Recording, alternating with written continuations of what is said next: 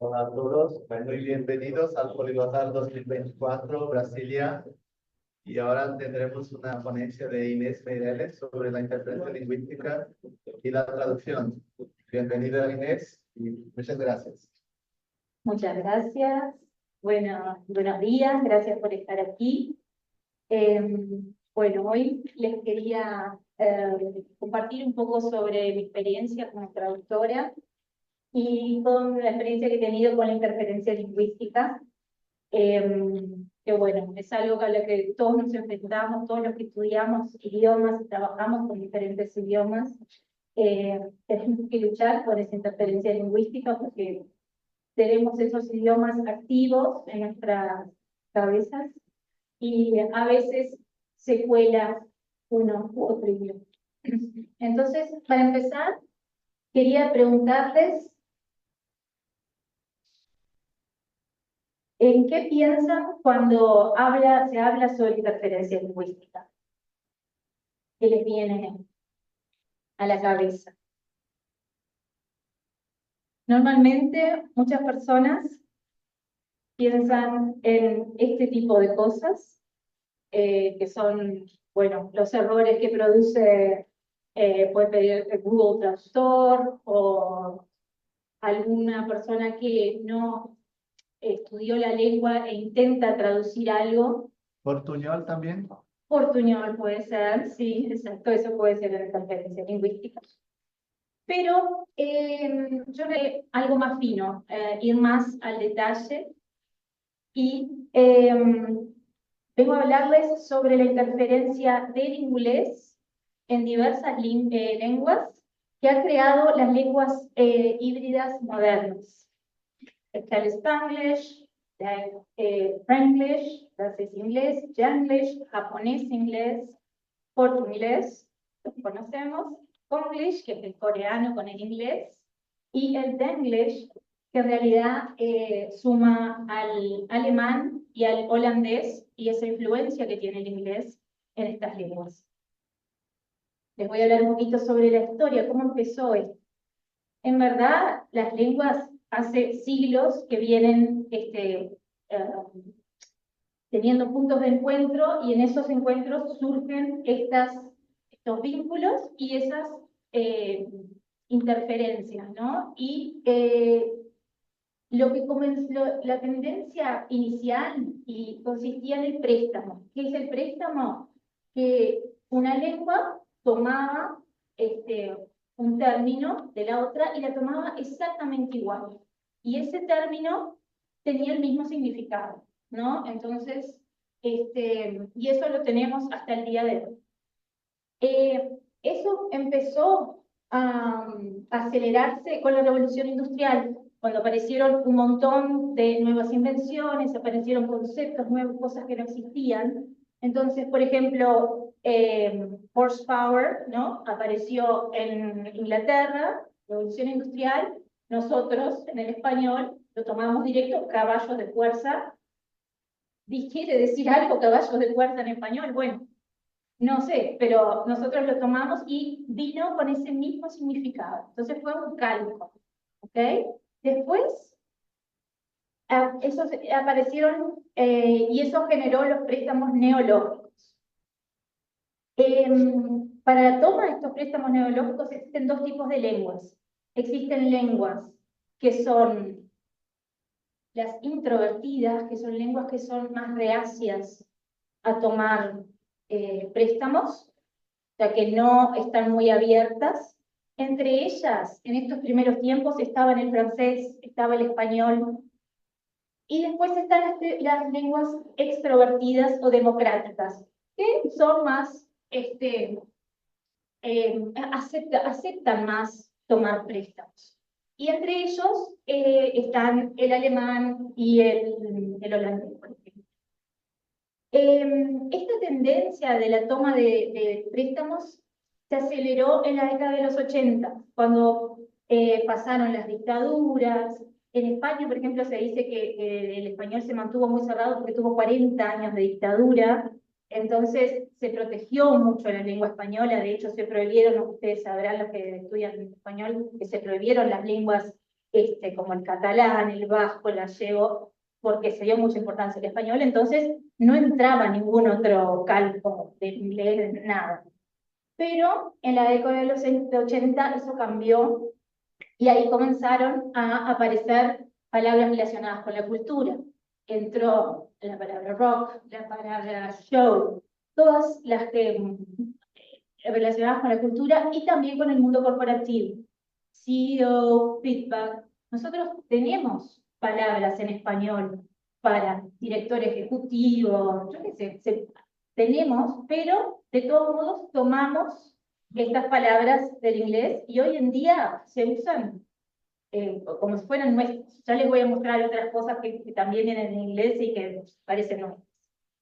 Y siguió avanzando de esta manera en la década de los 90 y hasta el día de hoy, principalmente con las palabras de Internet y del mundo tecnológico. Y aparecieron bellezas como estas: formatear, yo formateo, tú formateas, vosotros formateáis, que son cosas directas del verbo format del inglés, que entraron, chatear. No existían estas palabras, nosotros las tomamos prestadas, las introdujimos en nuestro vocabulario y las españolizamos. Entonces ahora las conjugamos de la misma forma. Pero no quiere decir que el inglés no tome también lenguas prestadas, que no haya esa interferencia lingüística. Y acá vemos como hay muchas palabras que entraron al inglés prestadas desde otros: piano, ópera, café, cotton, ballet, tsunami. Todas son palabras que el inglés incorporó de otras lenguas. Y este préstamo, la tendencia de tomar palabras de otras lenguas, evolucionó y pasó a aparecer lo que se conoce como el pseudo-anglicismo. Y ahí está el peligro. ¿Qué es el pseudo-anglicismo? Es una palabra en otro idioma que se forma a partir de elementos del inglés y puede parecer inglés, pero no existe como palabra en inglés con el mismo significado. Y ahí está el peligro para nosotros que trabajamos como profesionales de la lengua. ¿Alguien sabe lo que es el footing? Formato de baño. Footing, running. Exacto, pero ¿cómo traducirías footing al inglés? ¿Existe footing en inglés? No como palabra, no como sustantivo propiamente dicho, sino que es un gerundio de foot hecho de manera artificial. Jogging. Exactamente. Jogging, exactamente. Bueno, pasa. Entonces, en español, nosotros al jogging del inglés le decimos footing. Y en portugués decimos Cooper. Cooper. Que es el nombre del hombre, del Me acuerdo. creador. Que nos hacían correr. 12 minutos. Sí, me acuerdo. Malos recuerdos. Entonces, esta es una palabra que cuando traducimos, cuando hacemos la versión al inglés, Footing en español. Putin es en español. Esto es una revista. ¿Cómo mantenerte en forma todo el año haciendo footing? ¿Ok? Entonces, es peligroso. Otra palabra. Smoke. ¿Cómo decimos smoking? En portugués está smoking. En español la españolizamos, le pusimos un precioso E al principio y aparece en el diccionario, nuestro diccionario de la Real Academia, pero como bien dijo Karine, ¿cómo se dice en inglés? Sí, exacto. ¿Y qué es smoking en inglés? No. Estos son los peligros a los que nos enfrentamos. Hay que tener 5 cuando traducimos a la lengua extranjera. Entonces, para traducir los pseudoanglicismos, ¿cuáles son nuestros principales desafíos? El problema es ese, que se inventan palabras de forma constante, todo el tiempo, porque la tecnología evoluciona, porque aparecen nuevas invenciones. Y lo que pasa es que los propios diccionarios no dan cuenta, no se actualizan al mismo ritmo. Entonces el diccionario no nos sirve, porque vamos a buscar... Porque la lengua a nivel popular evoluciona más rápido que lo que va a pasar. Exactamente, el diccionario no logra recoger al mismo tiempo la evolución de la lengua. Entonces, no nos sirve. Y también está la resistencia del cliente, porque muchas veces el cliente cree que conoce nuestra lengua, la lengua nos contrata como traductores, pero el cliente tiene su opinión. Entonces, por ejemplo, un caso que me ha pasado, que los que son traductores juramentados públicos saben, ¿no? Registered under number, en español, el correcto, registrado con el número, con la preposición correcta. ¿Pero qué quiere mi cliente? Bajo. Bajo. ¿No? No está correcto. Pero el cliente lo quiere bajo. Yo pongo bajo. ¿No? Pero le explico, señor cliente, esto no está correcto. Si usted lo quiere, vamos. Próximo. Algunos ejemplos prácticos. La palabra SMS.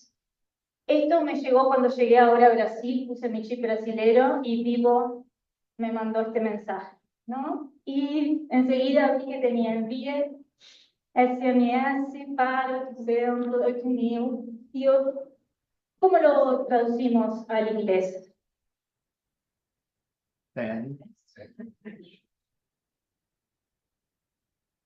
Esta es una posibilidad. Alguien que lo hace muy rápido diría send an SMS. Lo que se usa en inglés es text message o only text, ¿no?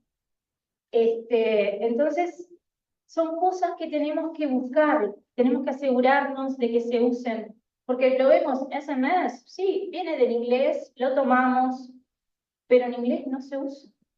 Nunca vas a encontrar en páginas, salvo que estén mal traducidas.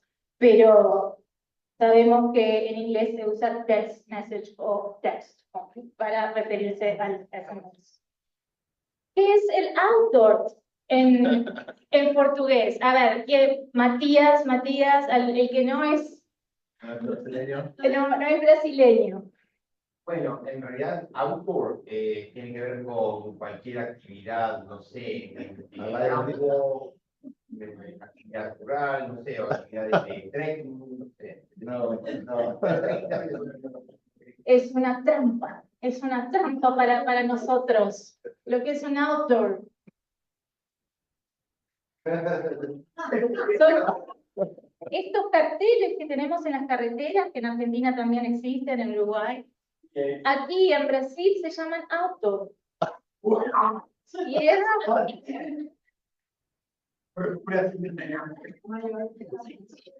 ¿No? Entonces, es un problema. ¿Y cómo traducimos outdoor al inglés? Viewpoint, exacto. O sea, en el género un neo falso. Exacto, se llaman pseudo-anglicismos, de eso estamos hablando. Son palabras que entraron a la lengua y que nosotros, tanto en inglés como tanto en español como en portugués, le dimos un nuevo significado. Y que después, si tenemos que hacer una versión al inglés, agarrate, Catalina. Es importante lembrar que también recordar que estamos usando outdoor. Outdoor. Con acento brasileño. Outdoor, pero outdoor. Verdad, totalmente, tenés razón, Raquel. Y este es otro ejemplo que me pasó a mí en el trabajo, muy común, es un error muy común. Spams. Características más comunes de los spams. En inglés, spams no existen. ¿no?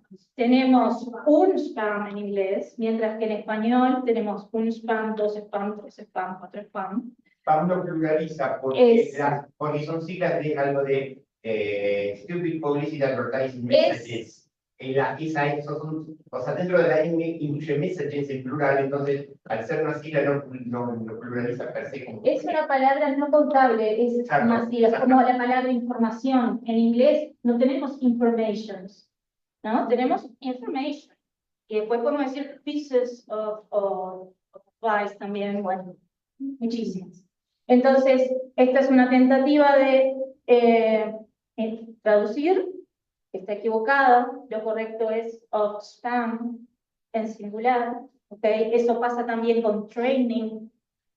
No tenemos trainings en inglés, ¿no? Tenemos sessions of training. Entonces todas esas cosas son pequeños detalles, pero que hacen que nuestro trabajo luzca o desluzca, brille o se estrelle, ¿no? Ahí sería el problema. Y después también está la puntuación. ¿Alguien me podría decir cuál es el problema en esta frase? Sí, está bien.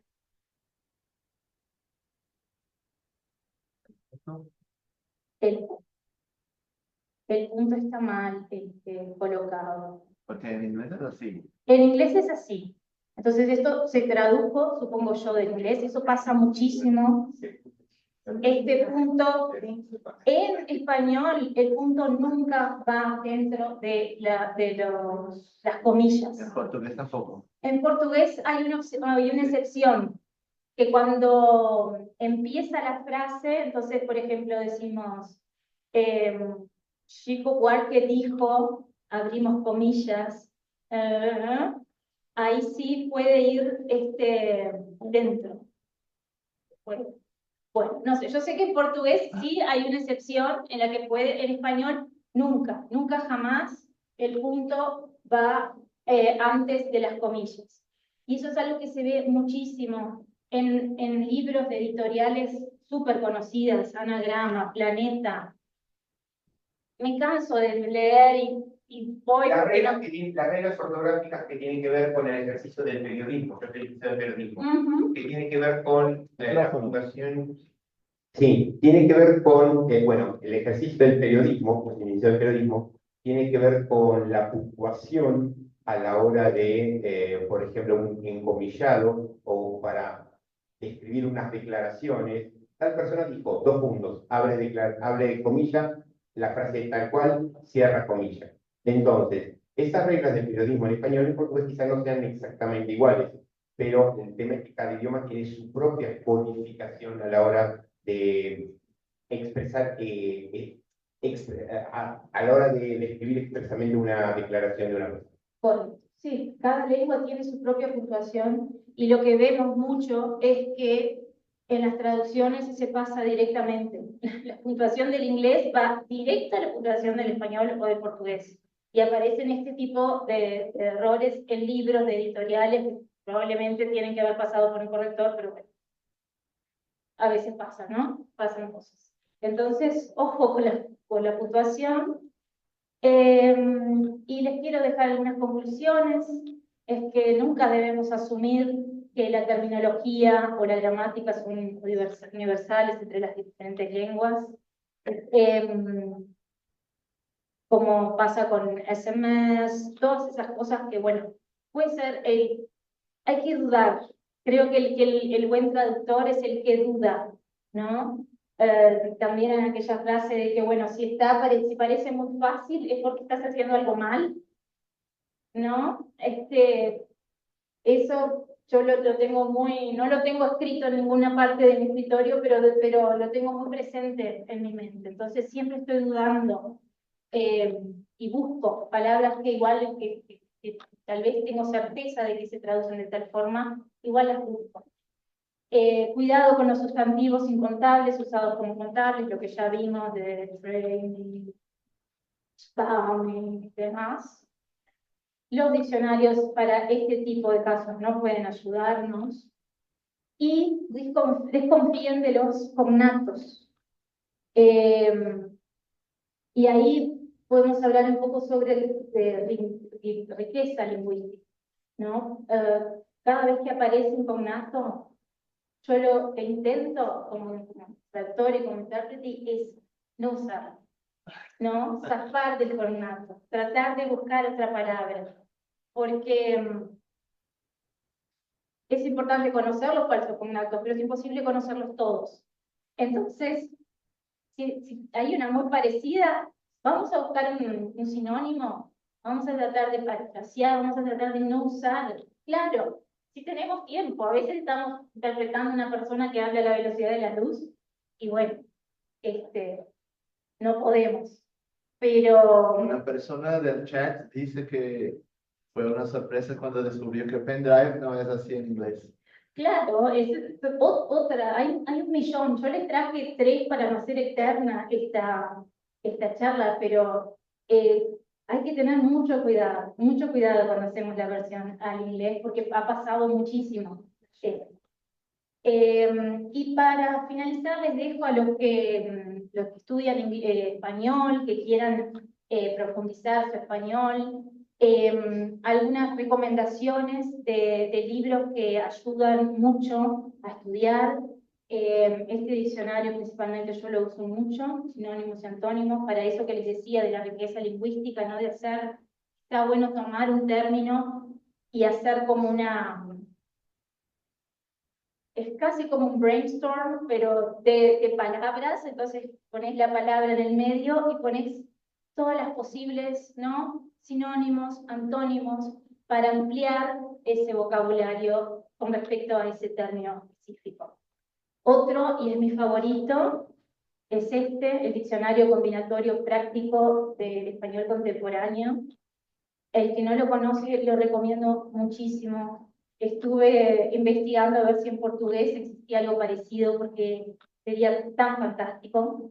Este diccionario lo que recoge te da un término, por ejemplo, el término información, y abajo te recoge todos los verbos que se usan con el término información, todos los adjetivos que se usan con el término información, todos los adverbios que se usan con el término, los más usados.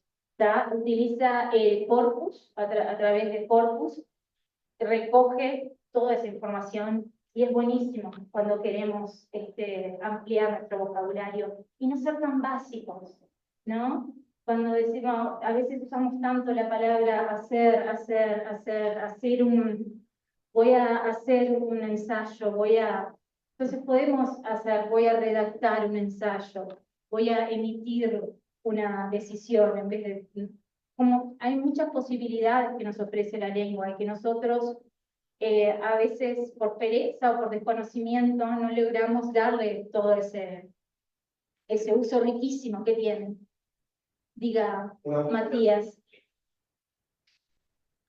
Una de las cosas que le comentaba a Raquel es que precisamente, sobre todo cuando la persona interpretada habla a la velocidad de la luz, por ejemplo, tiene que ver con que uno, lamentablemente, como intérprete, toma decisiones en tiempo real. Entonces, a veces, cuando en ese momento no se acuerda de una palabra, termina utilizando verbos como hacer a modo de auxiliar o termina utilizando algún otro recurso de verbos ampliamente utilizados en lugar del verbo correcto. Sin duda, pero por eso digo, lo bueno es tratar de no caer, ¿no? Y de ampliar nuestro abanico de posibilidades para no usar siempre el famoso hacer, nuestra muletilla que nos ayuda a hacer todas las cosas que podemos hacer. En portugués hay el verbo coisar. Pues, que nunca lo dirías en una interpretación, ¿no? Salvo que fuera muy necesario, pero que lo dijera el propio oponente. Y después el otro que les quiero recomendar es que estoy tapando, que es el diccionario de preposiciones del español, que también las preposiciones del español son completamente diferentes a las preposiciones del portugués, entonces hay que tener 500, mucho ojo. Y este diccionario es maravilloso cuando vivía acá en Brasilia hace 10 años, me lo compré en la Estante Virtual. Es un ladrillito pesadito, pero que me ha acompañado durante muchos años. Su autor es un españolista holandés muy conocido, y recientemente él actualizó este diccionario y lo dejó gratuito en la red. Y este QR code es para que ustedes, si lo quieren, puedan acceder y descargar la versión más actualizada con todas las preposiciones del español. O sea, es la versión nueva de este librito que está gratuita para descargar. Y bueno, eso es todo. Muchas gracias por la atención. ¿Tienen preguntas? Estoy. ¿Preguntas? ¿Comentarios? ¿No?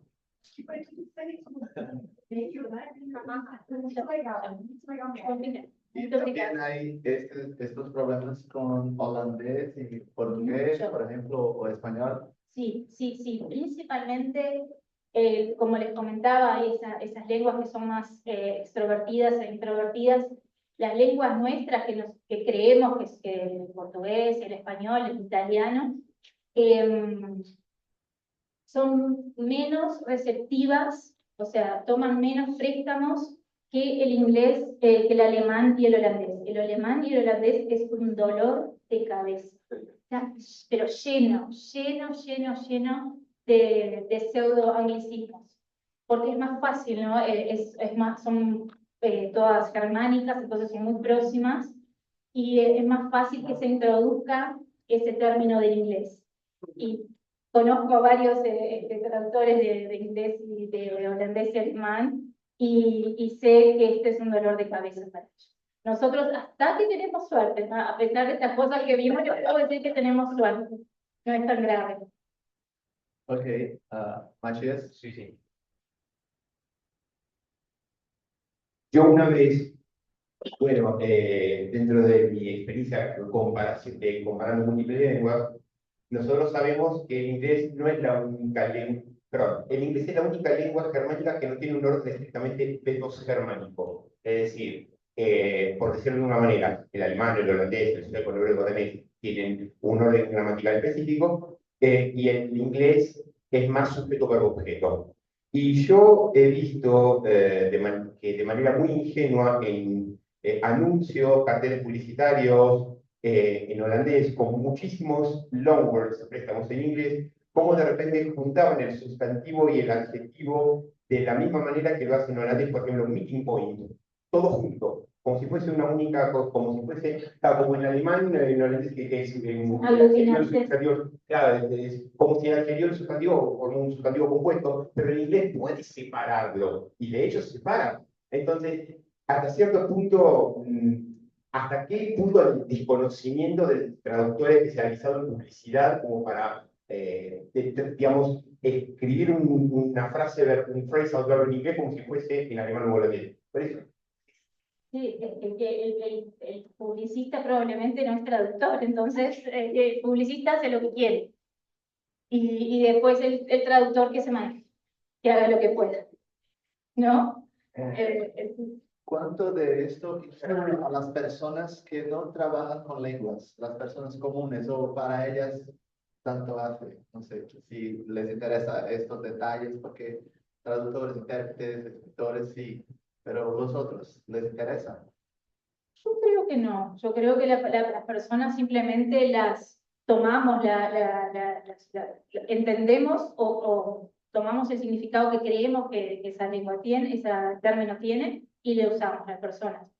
Pero sí, nosotros que somos lingüistas, que somos profesionales, somos los que tenemos que estar interesados, principalmente, pero no, la verdad que no creo que a otras personas les interese tanto como a nosotros.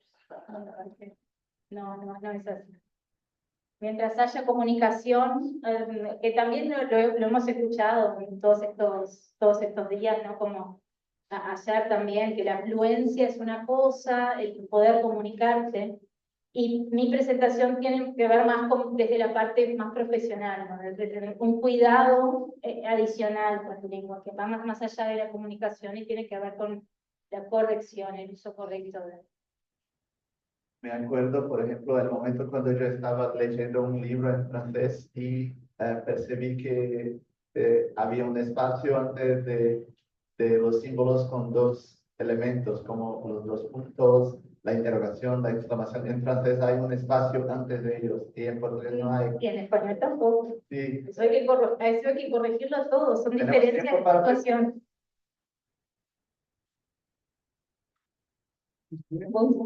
Português a pergunta. Sem problema. Achei interessante a pergunta sobre. mais perto. É interessante a pergunta dele sobre o que isso interessa às outras pessoas. Isso me leva então à minha pergunta, que é: quando a gente fala de anglicismos ou de pseudo-anglicismos, neologismos, vem sempre correntes extremas, uma defendendo a pureza da língua, não permitindo a entrada de novos termos de fora, e outra que diz que não, que isso acontece com todas as línguas, que é assim que a ecologia linguística se dá.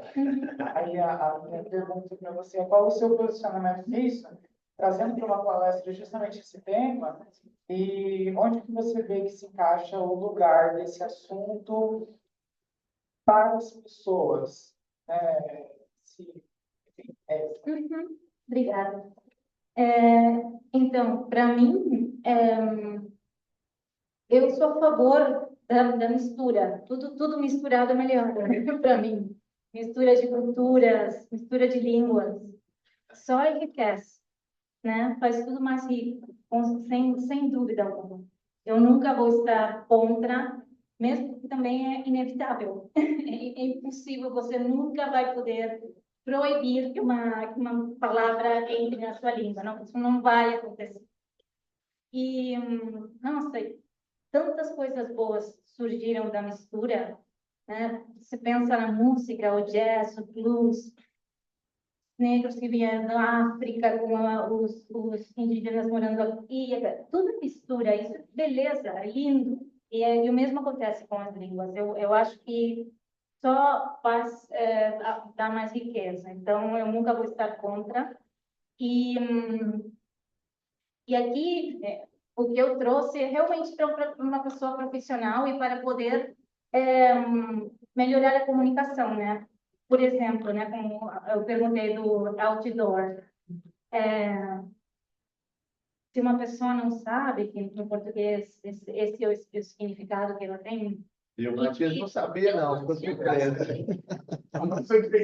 que ninguém tem por que saber, um estrangeiro não tem a menor ideia. Então, se você errar nessa tradução, aí vai haver perda, né? Não vai ter comunicação. Então, o meu ponto é atenção, porque não tudo é tão, sabe, não porque essa palavra parece em inglês, depois eu vou poder colocar ela no inglês de novo. Tá, não, a gente tem, na verdade, uns 8 minutos ainda. Se quiser fazer pergunta em holandês, aqui também tá certo. Por favor. É só um complemento. Não dá ideia. É só um complemento, porque eu acho que esse assunto é muito importante de ser discutido também, e justamente no que você falou agora, de que não é mais inglês. É uma apropriação dessa palavra que entra no sistema da outra língua. E quando entra também no sistema fonológico, na fonética, da pronúncia. O que eu quero dizer com isso é que, às vezes, me irrita um pouco quando as pessoas querem corrigir a pronúncia de outras dessas palavras, sendo que, na verdade, está mais, se fosse falar em termos de correto, digamos assim, adotar dentro do sistema. Um exemplo, por exemplo, todo mundo fala isso, né? E aí, quando eu falo, nossa, eu falei isso.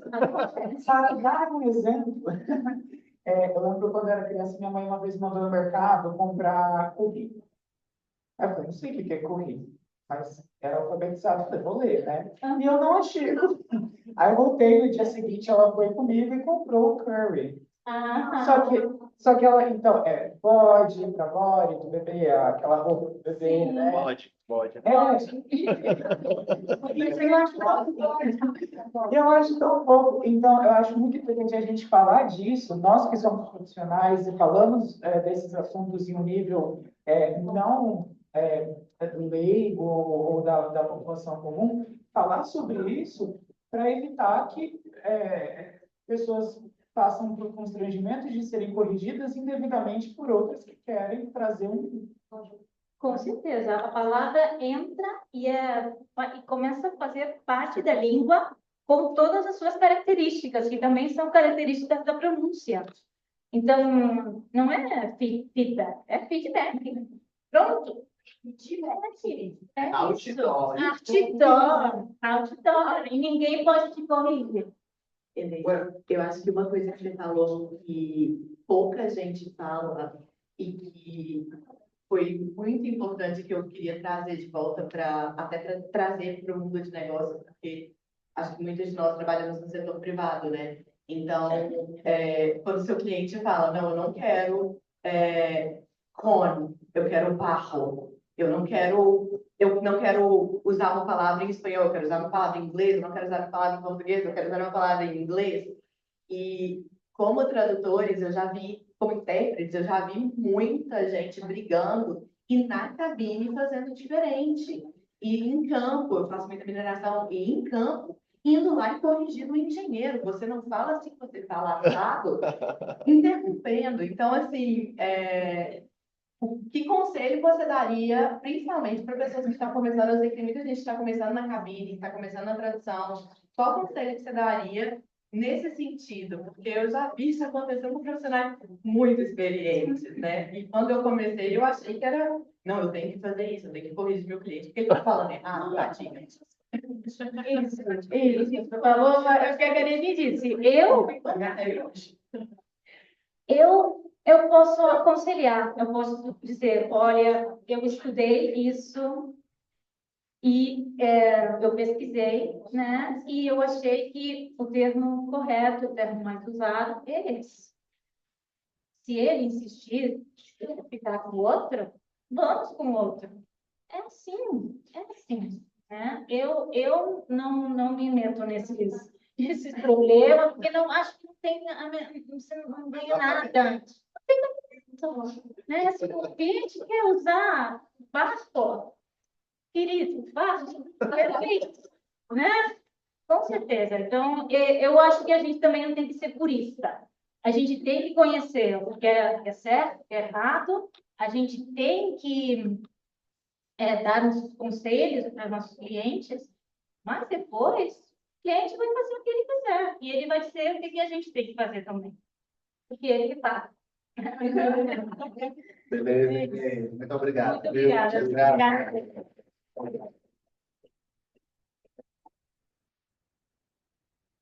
Se apaguei aqui. Obrigada pelo espaço.